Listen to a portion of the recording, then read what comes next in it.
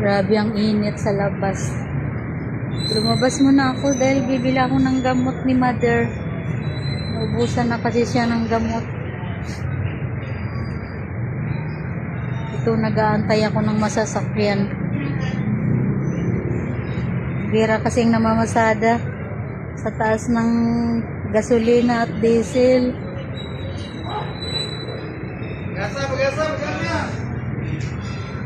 Ay, grabe. Maya na ako sasakay. Kaya ito dumating na.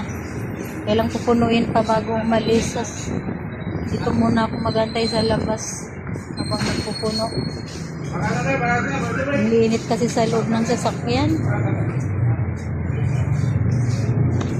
Kung hindi lang kailangan ni mother, hindi ako lalabas.